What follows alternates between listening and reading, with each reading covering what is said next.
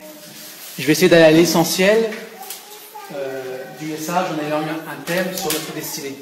Je crois qu'il y a une destinée précise qui touche tout le monde, et après il y a une destinée plus personnelle pour chacun. Certains seront pasteurs, certains seront prophètes, hommes ou femmes, certains seront missionnaires. Et donc moi je me suis vraiment concentré sur ce qui peut nous toucher tous au sens large. Et j'aimerais d'abord vous dire que Dieu vous aime et que par sa grâce et par Jésus-Christ, tout est possible. Alors peu importe les mensonges de l'ennemi, peu importe vos craintes, vos peurs, il y a une destinée qui s'offre à vous, et pour rentrer dedans, il y a simplement à saisir l'appel de Dieu et à saisir sa main et à avancer. Donc mon thème c'est « Rentre dans ta destinée ». Voici l'appel que Dieu vous lance sur ce week-end. Au moment où le week-end a commencé à se concrétiser, quasiment instantanément, j'ai eu cette pensée. Des fois c'est un verset, des fois c'est un thème. Et là j'ai vraiment eu cette pensée de rentrer dans sa destinée. J'aimerais prendre comme premier point, ce qui est logique, à quoi es-tu destiné, à quoi sommes-nous destinés? Et je voudrais prendre 3 points importants qui nous touchent absolument tous. Et on va parler un petit peu de ce que j'appelle l'ABC de la destinée. Alors petit A, tu es destiné à la vie éternelle. Deutéronome 30, verset 19 et verset 20. J'en prends aujourd'hui à témoin contre vous le ciel et la terre. J'ai mis devant toi la vie et la mort, la bénédiction et la malédiction. Choisis la vie afin de vivre, toi et ta descendance. J'aimerais rappeler que quand vous choisissez la vie, en acceptant Jésus, et aussi quand vous choisissez la vie que Dieu veut vous donner, c'est quelque chose qui va bouleverser la vie de vos enfants. J'aime me rappeler ça, et j'aime me le rappeler avec affection, je pense à mes parents. Si je suis là aujourd'hui, c'est parce qu'un jour, ils ont eux-mêmes laissé Jésus entrer dans leur cœur. Donc choisir la vie, c'est accepter Jean 3,16, on en parlait hier, et vivre concrètement Romains 10, versets 9 et 10. Gardez vraiment à l'esprit que vous étiez destinés à la mort, et Dieu a réécrit votre histoire et la mienne par la croix.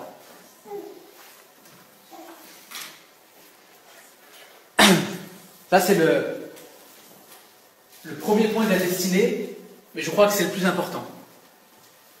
Peu importe ce qu'on va accomplir pour Dieu, peu importe ce qu'on va faire, peu importe ce qu'on va réussir dans le monde professionnel, ce qui compte par-dessus tout, c'est d'être sauvé et au jour du retour de Jésus ou à l'autre mort, d'être avec lui éternellement.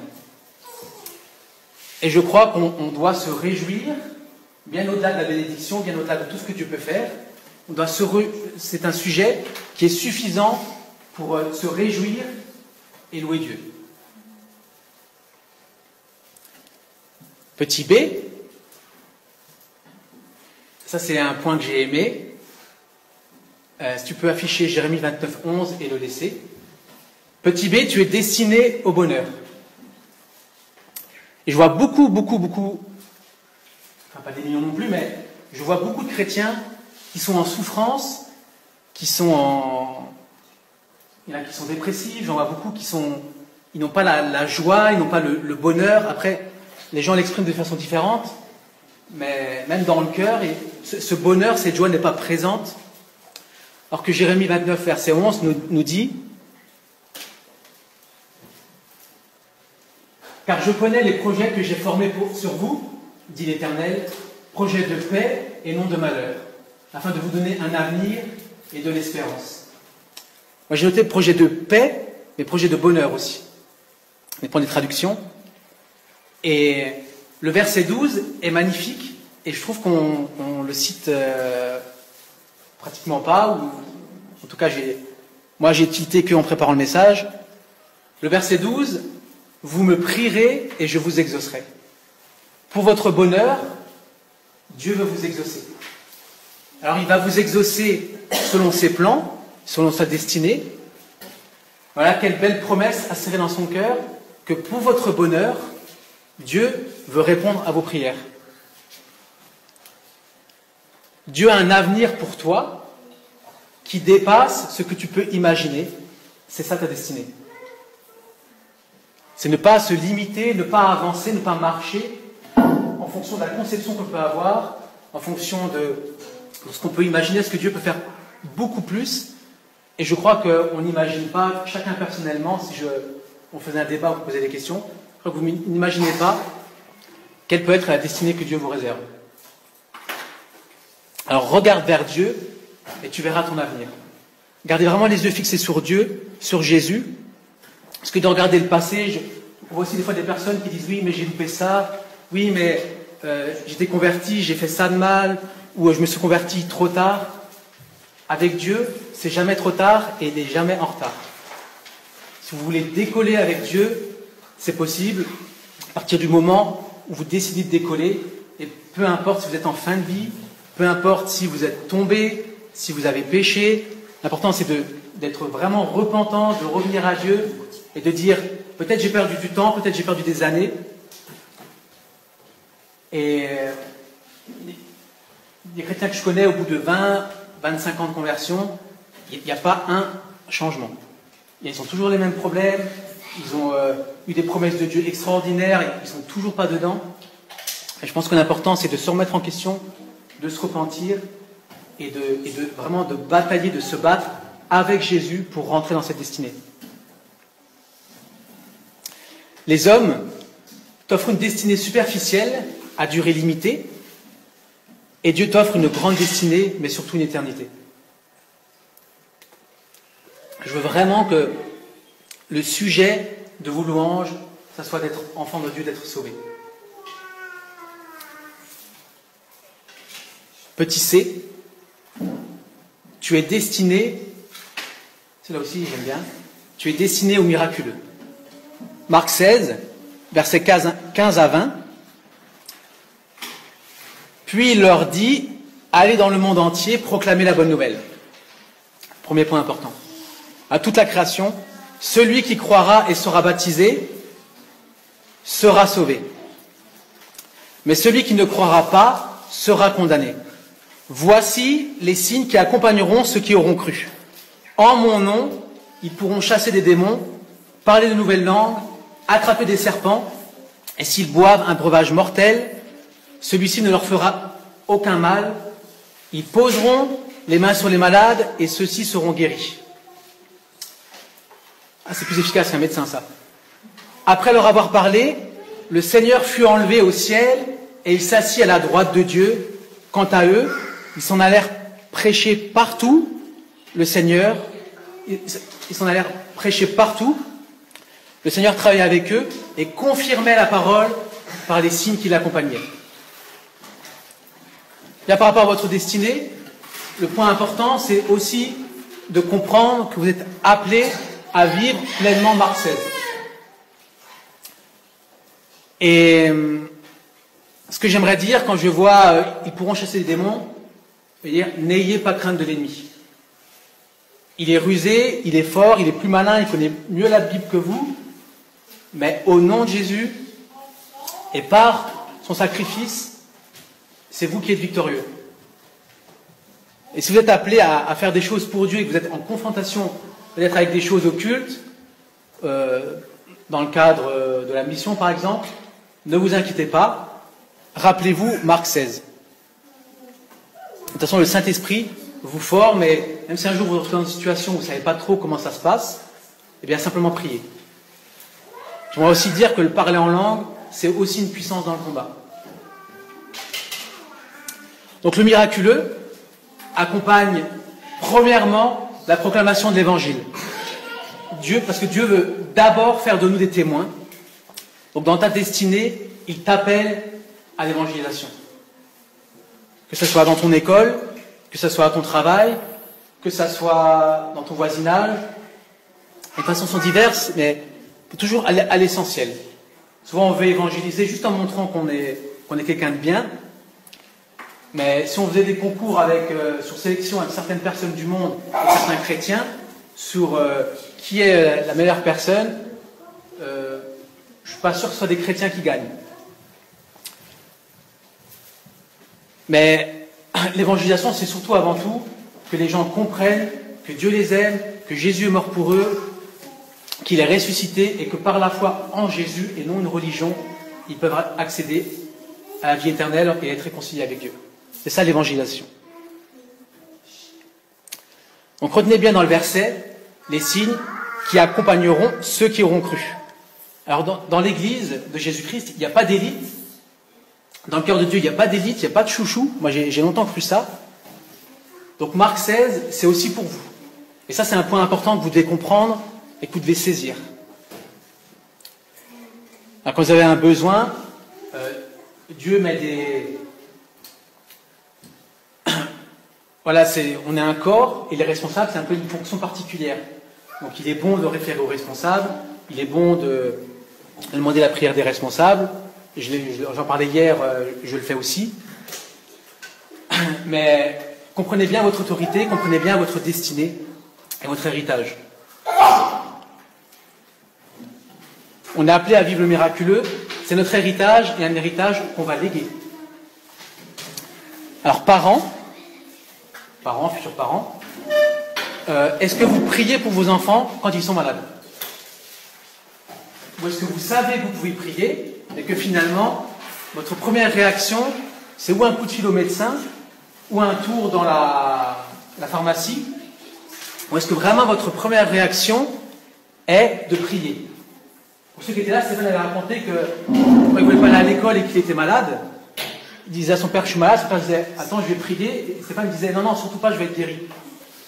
Et je crois que c'est vraiment quelque chose qu'on lègue à nos enfants, parce que Stéphane, très jeune déjà, il commençait à prier pour des malades, au téléphone, il avait raconté, et les gens étaient guéris. Et je crois que de rentrer dans notre destinée, dans le miraculeux, c'est quelque chose qu'on lègue à nos enfants. J'aimerais dire, bien sûr, il y a une destinée pour les femmes. Souvent, elles sont méprisées et laissées, ce que j'adhère pas. Avec moi, c'est très simple, hein, pour parler des femmes. Je les abaisse pas, par contre, je les élève pas non plus.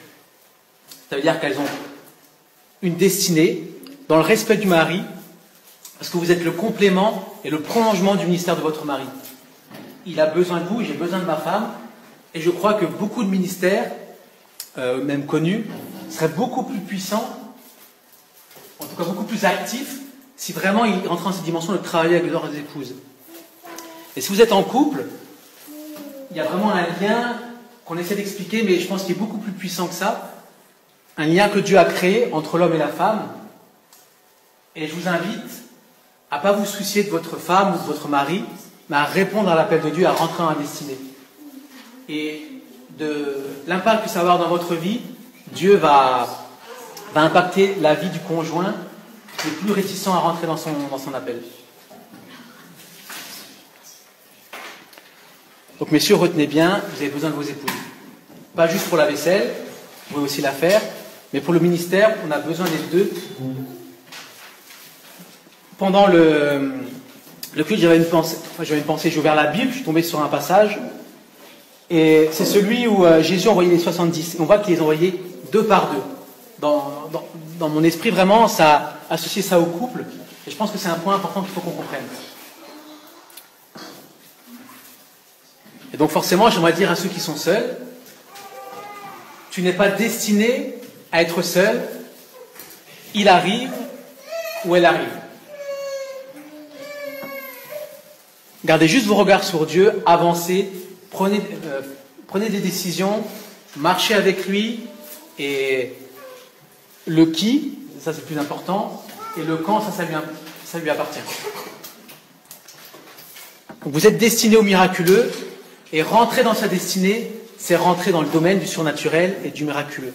J'aime cette phrase qui est que le surnaturel pour nous, c'est naturel pour Dieu. Et ce qui est naturel pour Dieu, il va le donner naturellement. Deuxième point.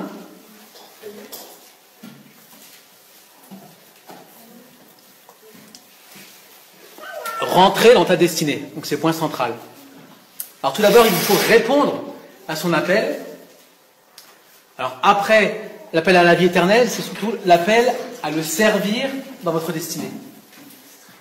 Je vais vous poser une question, répondez dans vos cœurs. Est-ce que vous voulez servir Dieu?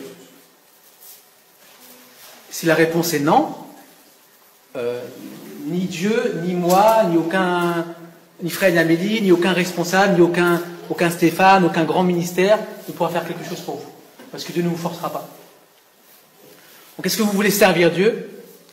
Et point très très important, je parlais hier des 4 ans de processus dans ma vie, qui est partie d'une décision.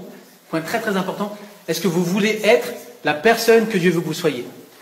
Parce qu'il nous destine aussi à être une lumière, et il veut pour cela agir dans notre caractère pour y laisser son empreinte. Donc notre personnalité nous l'a donnée. Il y a des gens plus réservés et d'autres moins. Notre caractère, il est souvent déformé par tout un tas de choses. Par des circonstances, par l'éducation qu'on reçoit, ou l'éducation qu'on ne reçoit pas, par des souffrances, par des brisements, et parfois par des choses qu'on ne veut pas changer. On est souvent confronté à des personnes qui disent « je suis comme ça, c'est moi, et c'est tout, on me prend comme je suis ». Alors oui, il faut aimer les gens comme ils sont, mais on a aussi le droit de changer. Donc c'est le caractère de Jésus que Dieu veut faire grandir en nous, et la destinée, c'est aussi ça. Et je crois que c'est surtout là-dessus qu'il faut se concentrer.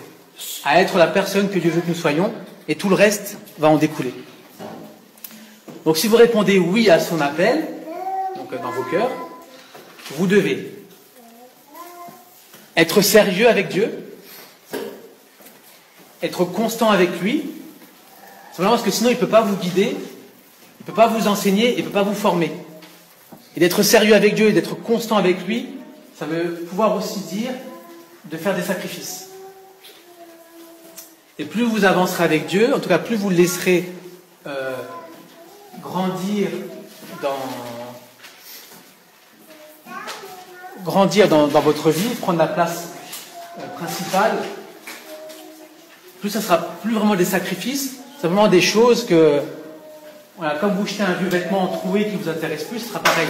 C'est des choses que vous allez lâcher simplement. Ça ne vous intéressera plus. Le sujet central de votre passion, ça sera vraiment le royaume de Dieu. Je n'ai pas noté, mais j'aurais eu envie de le dire, que Jésus est la clé de la destinée. Par rapport à la pensée qui a été apportée, je crois que là, il y a aussi vraiment des décisions à prendre. Et pour faire des sacrifices, pour rester constant avec Dieu. Il y a moi quelque chose souvent qui me parle, c'est que on peut être dans un état d'épuisement qui fait qu'on va pas aller à une réunion importante ou pas aller au culte simplement. On est humain, je peux le concevoir, ça m'est aussi arrivé. Mais faites attention à ne pas vous faire piéger par l'ennemi. Faites attention que ça ne commence pas à se répéter et que finalement ça devienne normal de ne plus aller à des réunions. Et parce que souvent on a un peu ce raisonnement, en tout cas je l'ai entendu, ah mais j'étais pas là, donc Dieu comme il le savait, c'est pas moi qui parlais. Moi quand j'ai préparé des messages, j'ai souvent, où vraiment Dieu me parlait, j'ai souvent été interpellé de voir que certaines personnes n'étaient pas là. Et quand je disais, pourtant vraiment on prépare un message, on prie pour tous ceux qui doivent être là à ce moment-là, ça, et Dieu me parlait simplement, il me disait c'est simplement la chair. C'est-à-dire que les gens pensent voilà, que c'est normal, mais en fait mon désir à moi c'est qu'ils soient là, qu'ils soient bénis dans ma présence, c'est de les toucher, c'est de les enseigner, et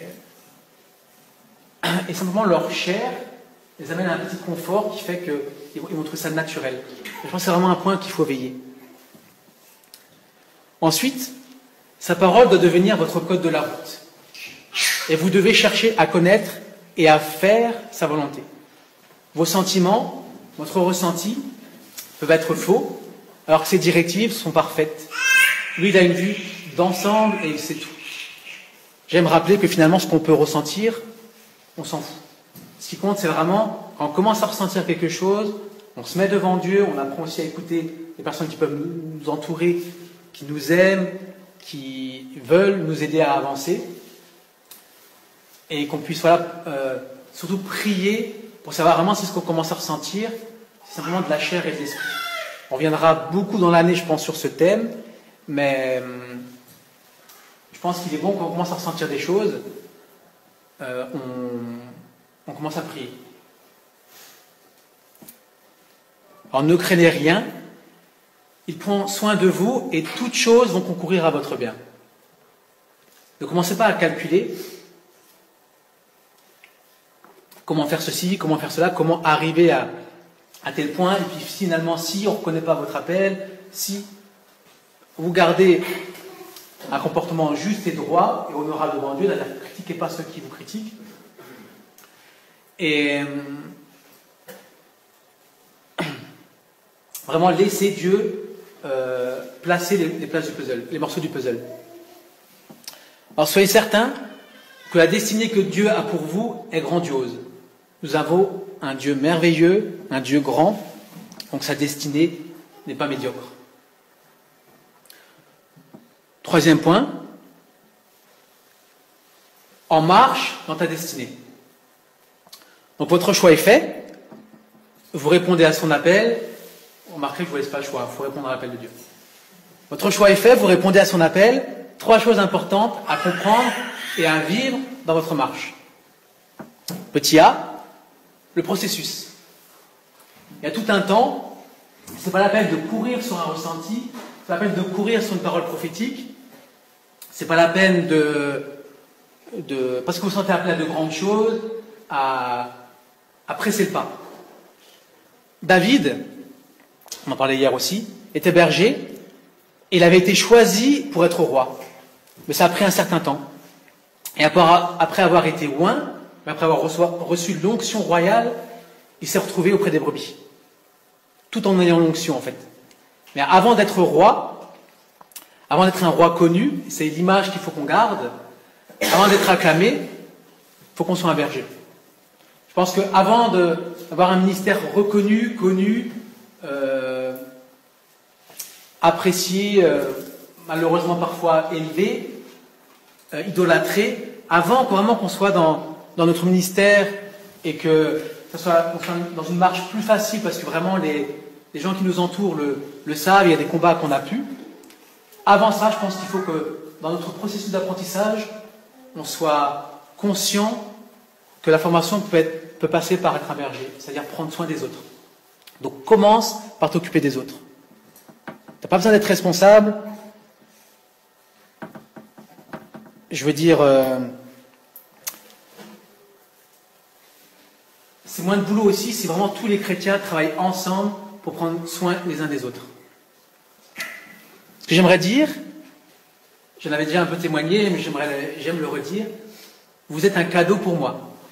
Parce que vous êtes mon école, vous faites partie de mon processus. Mon processus d'apprentissage pour servir Dieu. Et moi, je fais partie de votre processus.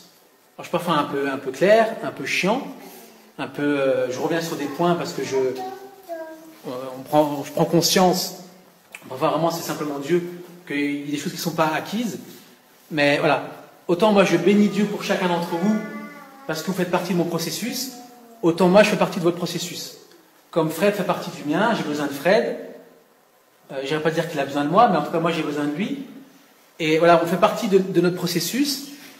Et si Dieu avait défini, j'ai déjà donné ce témoignage, qui m'utiliserait en tout cas un temps auprès des jeunes, dans le processus, c'est Fred qui, par obéissance, il ne savait rien, mais par obéissance à la volonté de Dieu, a été une clé pour moi pour commencer à marcher dans ce pas-là. Donc dans le processus de Dieu, vous avez aussi besoin des autres. Pas seulement d'un père spirituel ou des responsables.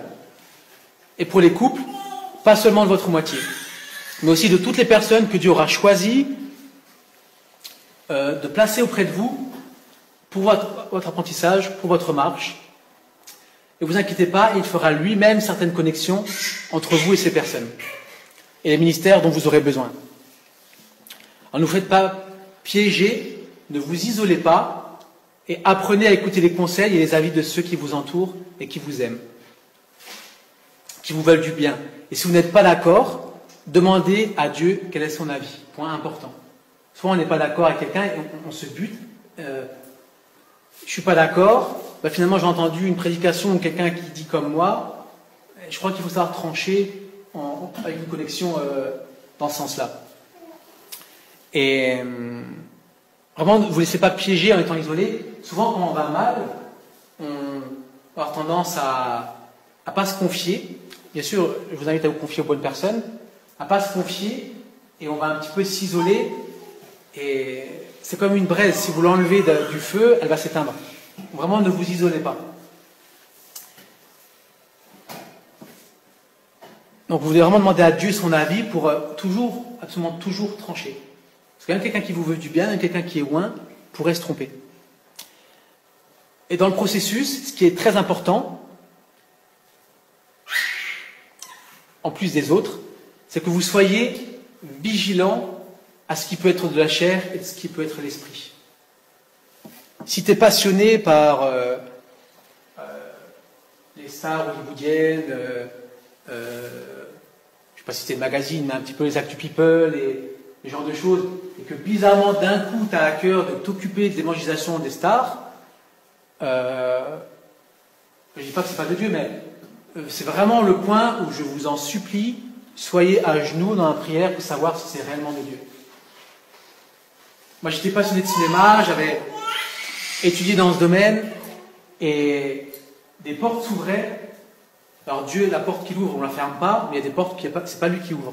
Les portes s'ouvraient avec des projets chrétiens, j'ai peut-être déjà parlé de ça, et j'ai cherché vraiment le feu vert de Dieu, je ne l'ai pas eu, je ne l'ai pas fait, et c'est ce qui permet aussi que je sois là aujourd'hui.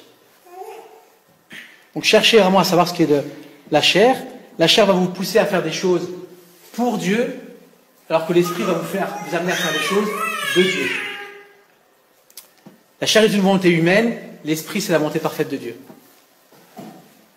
Retenez que rien ni personne ne pourra vous empêcher de rentrer dans votre destinée. Il n'y a aucune difficulté,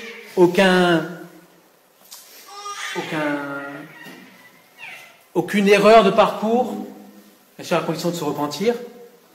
Donc rien ne vous empêche de rentrer dans votre destinée, sauf vous-même. Ça veut dire le fait que vous suiviez vos désirs de la chair, ou vos péchés, votre comportement.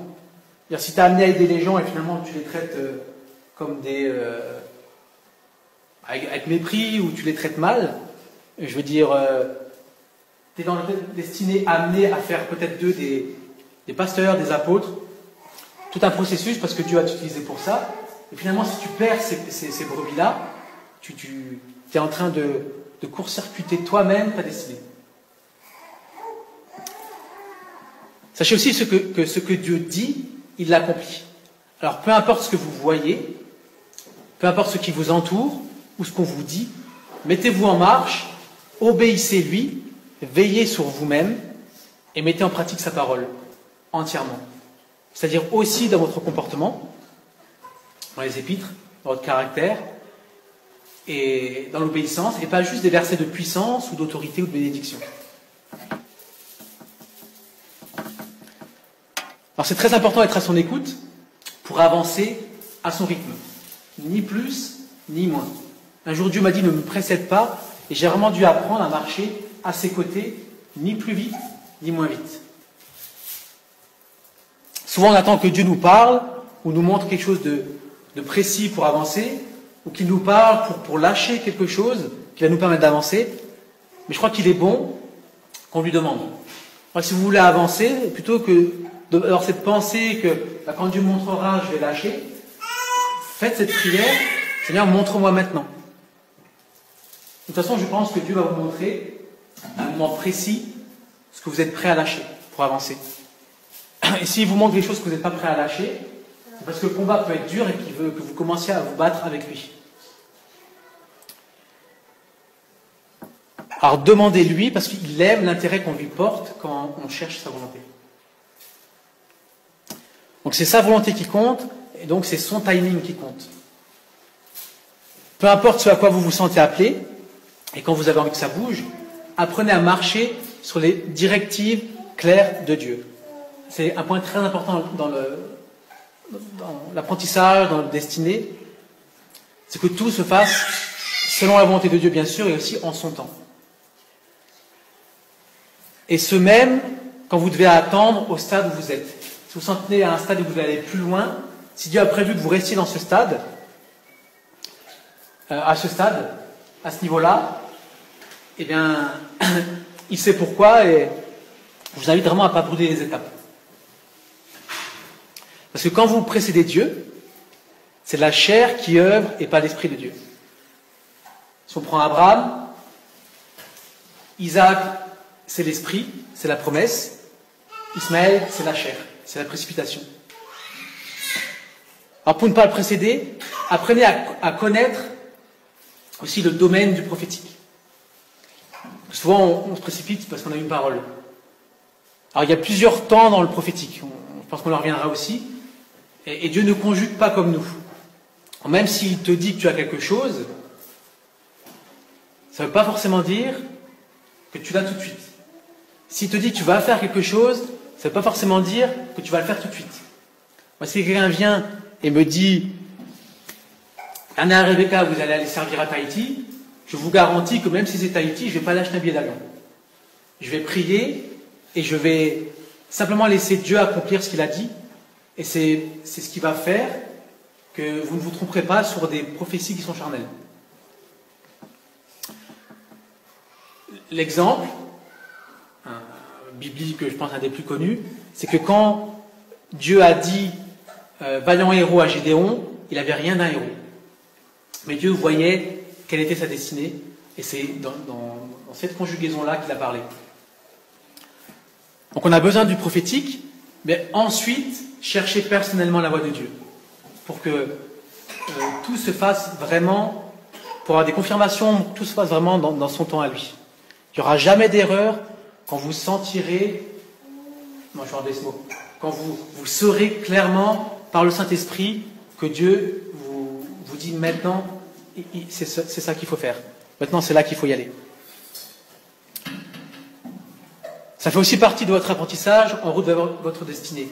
C'est-à-dire que sur des directives, sur des ressentis, sur des paroles prophétiques, c'est de chercher la volonté de Dieu.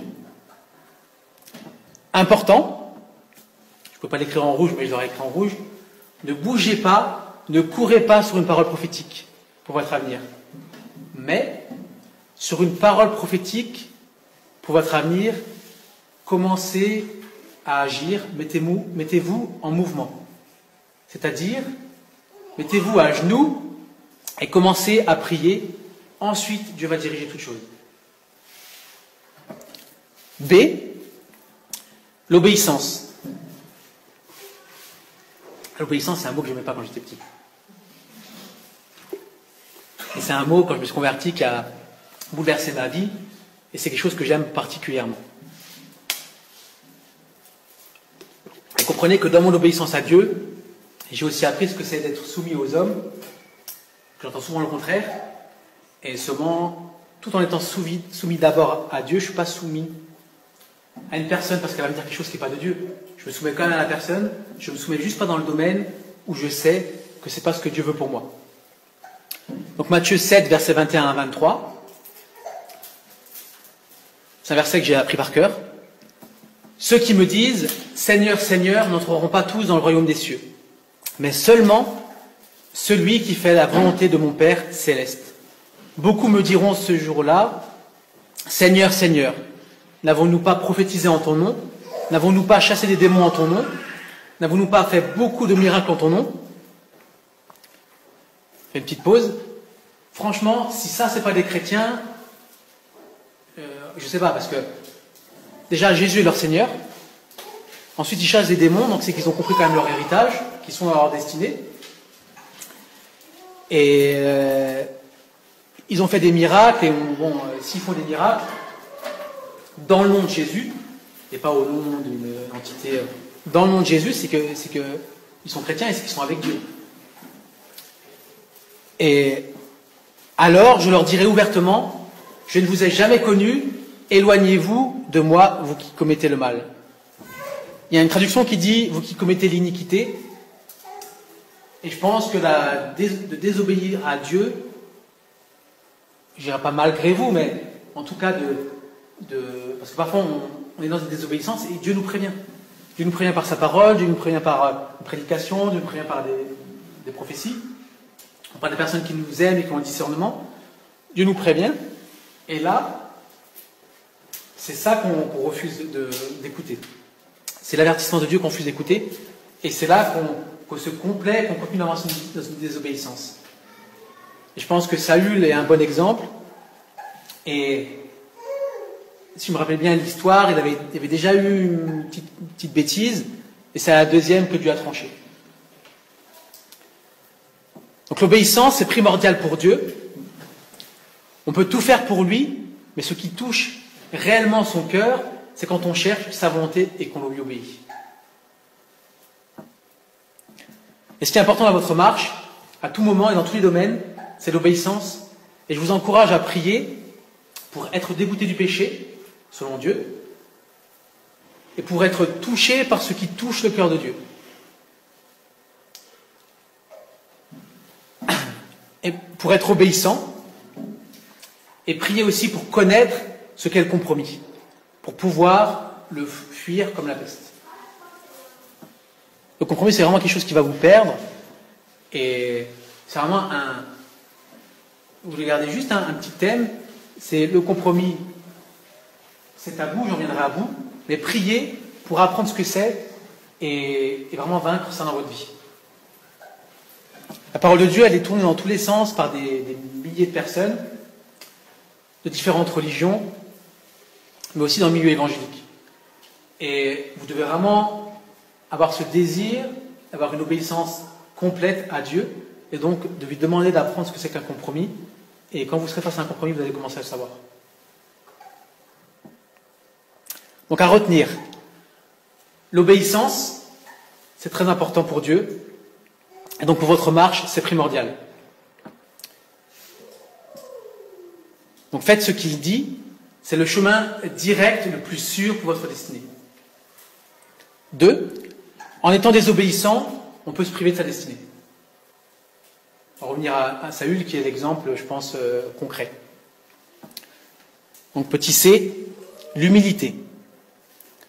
Romains 12, verset 16. N'aspirez pas à ce qui est élevé, donc non plus pas au grand ministère, aspirez à être la personne que Dieu veut, mais laissez-vous attirer par ce qui est humble, ne vous prenez pas pour des sages. Confiez-vous vraiment en toute chose à Dieu. Il faut être attaché vraiment au fait qu'on a vraiment besoin de lui. Ne vous appuyez pas sur votre propre sagesse.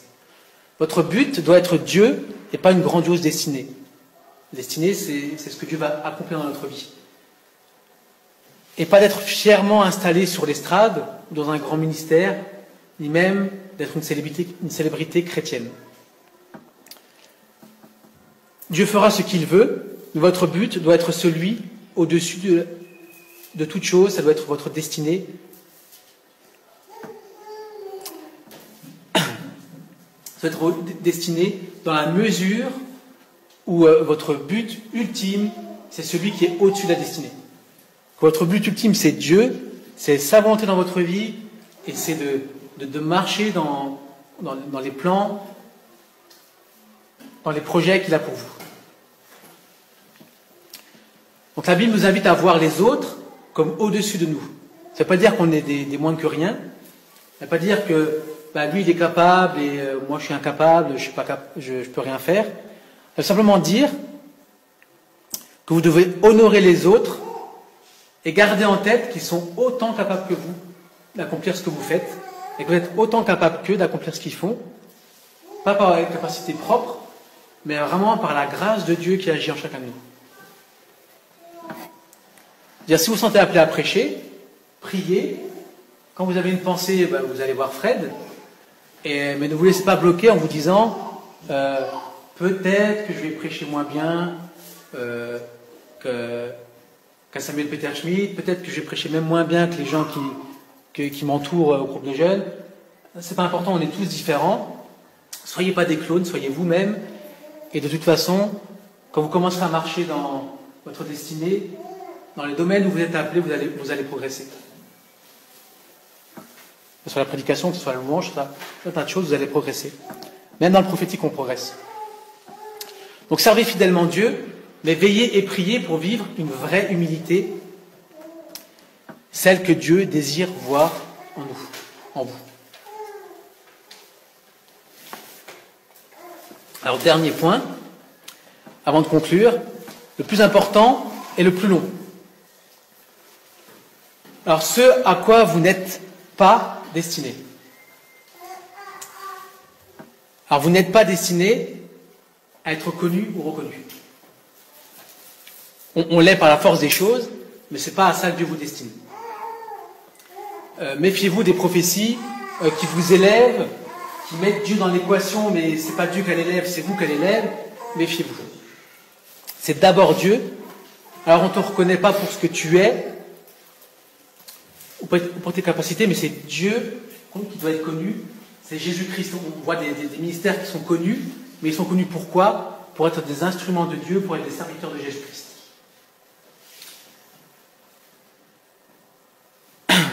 Donc on ne te reconnaît pas pour ce que tu es, pour ton autorité, pour ton service, pour tes qualités, pour tes capacités. Et ça va vous dire que Jésus est passé par là. Et que vous n'aurez pas mieux que lui. On te méprise, on te critique, on ne reconnaît pas dans l'Église l'appel que tu as, on ne reconnaît pas ta valeur, on ne reconnaît pas tes dons prophétiques. Tu te sens appelé à quelque chose et l'Église ne te valide pas. Bienvenue dans le ministère. Jésus a eu exactement la même opposition, voire pire. Je ne parlerai même pas des Paul et compagnie. Bienvenue dans le ministère. En marche, dans sa destinée, Jésus n'a pas eu les choses faciles, il n'a pas eu mieux. Donc si c'est ça, c'est que vous êtes en marche, en destinée, et que vous devez de toute façon toujours honorer même les gens qui sont en opposition avec ce à quoi Dieu veut vous mener. Parfois, c'est Dieu qui va mettre des freins, et l'opposition que vous trouverez dans une église, c'est parce que c'est simplement un mur que Dieu place pour que vous cherchiez plus sa face, peut-être qu'il va vous faire progresser et avancer. Bien moi, sachant que Dieu voulait m'utiliser aux jeunes, quand Fred m'a proposé, ensuite il a demandé l'autorisation, mais si l'église m'avait dit non, j'aurais simplement laissé. Sachant un an avant que je serais auprès des jeunes, si l'Église avait dit non, même en sachant que Dieu disait oui, j'aurais laissé. Et dans la mesure où je me serais soumis aux autorités, Dieu aurait ouvert la porte. Alors, un slogan pour ta marche, un slogan pour quand tu es en marche dans ta destinée, aime, pardonne, bénis et avance. Paul disait, je suis en danger parmi les frères. J'aurais aussi envie de vous dire, vous n'aurez pas mieux forcément. Je veux dire, ne vous laissez pas mener dans un mauvais comportement, ne vous laissez pas bloquer par des gens maladroits, par les défauts des gens. Vraiment, aimez-les, pardonnez, bénissez-les et avancez. En conclusion, c'est une blague, hein, c'est pas le point le plus long.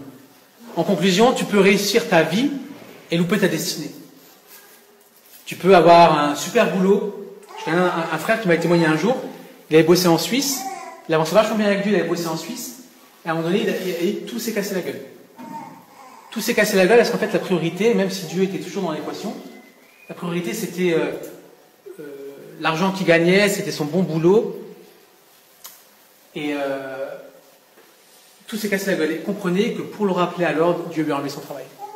Je l'ai vu et il a dit, Dieu m'a enlevé mon travail pour que je comprenne. Et quand je l'ai revu, il était de nouveau en marche avec Dieu. Il était en train de reprendre la victoire, en train d'avancer dans ce qui était pour lui. Mais Dieu, pour ça, a dû lui enlever son travail. J'ai connu ça aussi avec une sœur qui était vraiment appelée à de grandes choses et qui a vécu dans le compromis. Et à un moment donné, piégées par l'orgueil, à un moment donné, elles ont vécu un compromis, tout en aimant Dieu, tout en gardant Dieu, quoi. Mais vraiment un compromis par rapport à la parole de Dieu. Et à un moment donné, elle a perdu son travail. Et bon, avec elle, je n'en ai pas parlé, mais je pense que ça a fait partie du processus pour que Dieu la mène sur un cheminement. Et aujourd'hui, alors qu'elle a peut-être perdu 5 ans sûrs, aujourd'hui, elle commence à revenir un petit peu dans sa destinée. Donc peu importe ce que la bénédiction que vous pouvez avoir dans le monde, ce que Dieu va vous bénir aussi, mais ne négligez jamais Dieu pour quoi que ce soit. Donc si tu rentres dans ta destinée, tu vas réussir ta vie. Par contre, tu peux réussir ta vie, mais louper ta destinée. Mettez vraiment les choses dans l'ordre. Et par exemple, rappelez-vous toujours Moïse et le choix qu'il a eu à faire. Et le choix qu'il a fait d'ailleurs. Alors faites votre choix.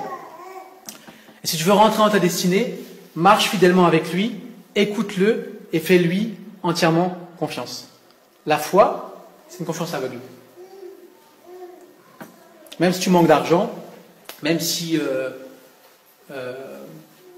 connais plein de témoignages de gens que je côtoie qui ont passé par des trucs vraiment horribles, mais leur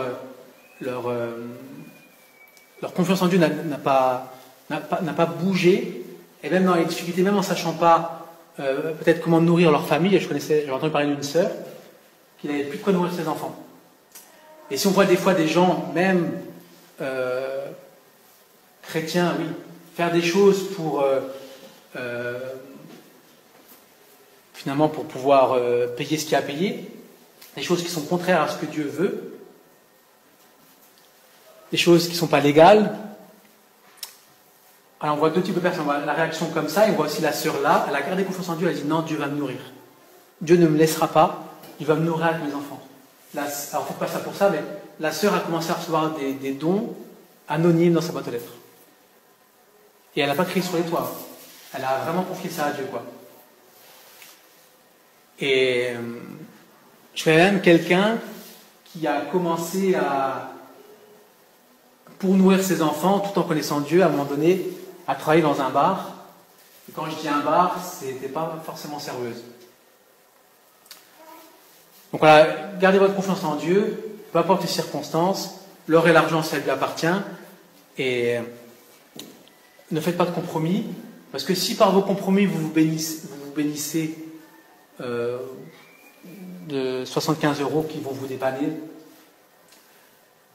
Dieu lui peut vous bénir de 75 000. Il y a même quelqu'un de proche qui un jour dans difficulté a dit Seigneur, tu vois nos besoins, l'or et l'argent t'appartiennent, pourvois, peux nous bénir. Tu pourrais même mettre à cœur à quelqu'un de nous donner 1 000 €, parce que c'est les besoins qu'ils avaient. Mettre à cœur à quelqu'un de donner 1 000 €, la personne là, en l'occurrence, le couple, ont vécu plein de miracles comme ça.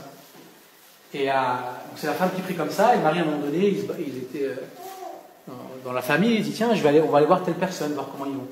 Ils arrivent là-bas, chez des chrétiens, et en fait, tombait bien, et tout ça, et en fait, la femme, l'épouse, et la fille étaient malades. Donc ils ont prié, et l'épouse, donc, pendant que le frère prie, il se passe quelque chose. Et à la fin, elle lui dit est-ce que tu as besoin d'argent?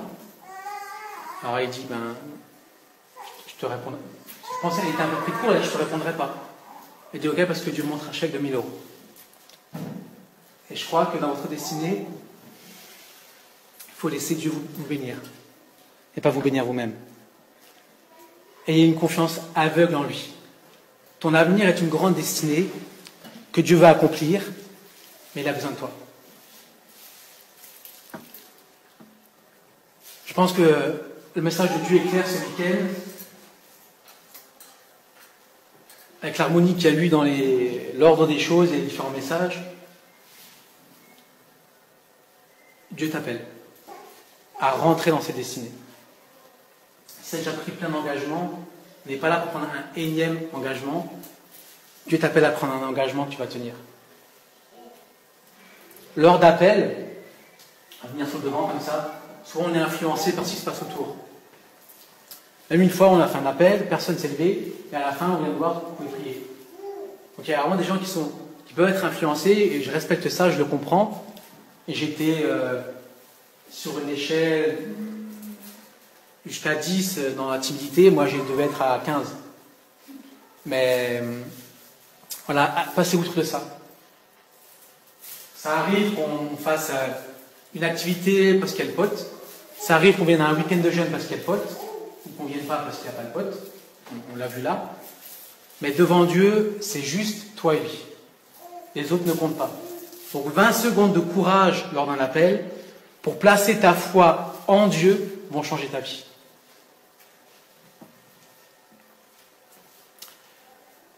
Et j'aimerais que vous preniez vraiment très au sérieux tout ce qui a été dit sur ce week-end. Parce que je crois,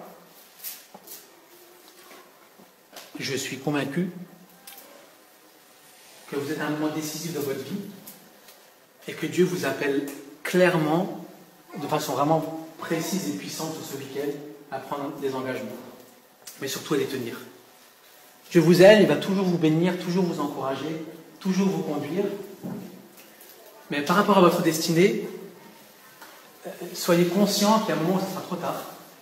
Si dans votre destinée, vous allez amener à Christ les personnes qui vous entourent, vos frères et sœurs, vos parents, peu importe, des gens qui vous tiennent vraiment à cœur, vos amis, si les gens avec qui vous allez prendre du temps, aller manger, aller boire un coup, ils ne sont pas chrétiens, enfin, en tout cas leur foi n'est pas en Jésus, soyez conscients que s'il leur arrive quelque chose demain, ils sont en enfer. Et si dans votre destinée, par la grâce de Dieu et son esprit, vous allez impacter leur vie et les amener à Christ, si vous ne rentrez pas dans votre destinée, ça impactera directement la sienne, directement la leur. Dieu peut faire autrement, mais ne vous souciez pas du comment, du pourquoi et de qui Dieu pourrait utiliser. Vous, faites ce que Dieu attend de vous. Donc pendant que Sidney vient prendre entre tes mains, j'abandonne, et que les responsables se préparent pour qu'on puisse prier ensemble, j'aimerais que vous preniez un temps, peu importe ce qui se passe là, quand j'ai un temps, c'est rapidement, c'est spontanément. Là, peu importe ce qui se passe autour, que vous fermiez les yeux, et que là même maintenant, vous écoutiez bien la question de Dieu. Veux-tu rentrer dans ta destinée? Veux-tu me servir? Veux-tu marcher avec moi dans ce que j'ai pour toi?